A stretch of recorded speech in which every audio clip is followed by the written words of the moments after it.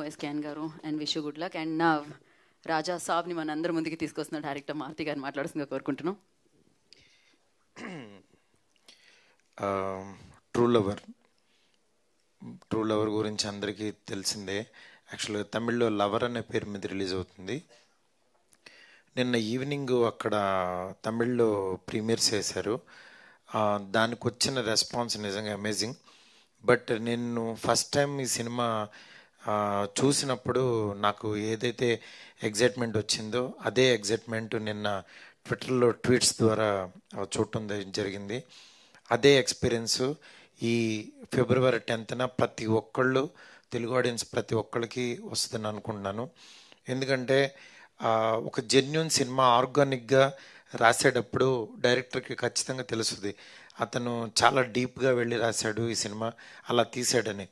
అంటే ఎక్కడా కూడా ఒక్క సీన్ కూడా సినిమాటిక్గా లేకుండా చాలా జాగ్రత్తగా ఆడియన్స్ దగ్గర ఆర్టిస్టుల దగ్గర నుంచి పెర్ఫార్మెన్స్ తీసుకోవడం కానీ అది మీకు చూస్తే అర్థమవుతుంది.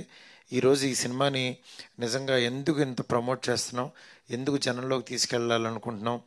ఒక తను బేబీ తీసిన, నేను ఒక పెద్ద సినిమా చేస్తున్నా, ఈ సినిమాని ఎందుకు ఆడియన్స్ తెలుగు ఆడియన్స్కి తీసుకురావాలనుకున్నాం అనేది మీరు రిలీజ్ అయిన తర్వాత చూస్తారు.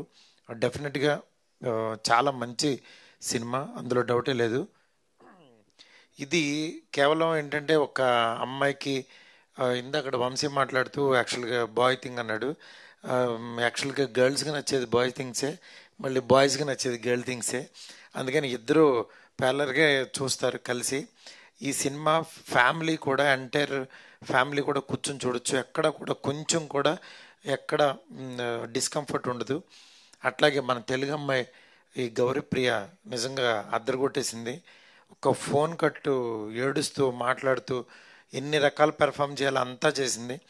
నిజంగా హ్యాట్స్ ఆఫ్. అట్లాగే మణికందన్ గురించి చాలా మన తెలుగు పర్సన్ లాగా ఓన్ చేసేసుకున్నాం. ఫస్ట్ డే నుంచి అతను ఎవరో తమిళ హీరో అని అట్లా లేకుండా చాలా ఏదో మా ఇంట్లో ఒక పర్సన్ లాగా, మన మధ్యన తిరిగే పర్సన్ లాగా అనిపించాడు. తెలుగులో కూడా ఈ ఇద్దరు పేరుతో మా మాస్ మూవీ మేకర్స్ మీద స్ట్రైట్ సినిమా తీయాలనుకుంటున్నాం. అది డెఫినెట్గా మంచి సినిమాస్ ఎప్పటికప్పుడు అందించాలనే మా తపన్ని మమ్మల్ని బ్లెస్ చేస్తూ ముందుకు నడిపిస్తున్న ఆడియన్స్ అందరికీ చాలా చాలా థ్యాంక్స్. ఈ సినిమా రేపు ఈవినింగ్ ప్రీమియర్స్ పడితే ఇక్కడ, అట్లాగే 10th నుంచి యాక్చువల్లీ ఈ సినిమా థియేటర్లో ఉంటుంది. ఈ వ్యాలంటైన్స్ డేకి నేను అందుకే యాక్చువల్గా never forget this true lover in this Valentine's day అని పెట్టాను. ఎందుకంటే మనం నిజంగా మర్చిపోలేం. ఇప్పుడు మళ్ళీ ట్రైలర్ చూస్తుంటే నాకు మళ్ళీ 2 గంటల్లో మనల్ని తెలియకుండా వాళ్ళ వరల్డ్లోకి తీసుకెళ్ళిపోయారు. అక్కడే సక్సెస్ అనిపించింది డైరెక్టరు. నిజంగా ప్రభు వ్యాస్ చాలా అద్భుతంగా డైరెక్ట్ చేశాడు.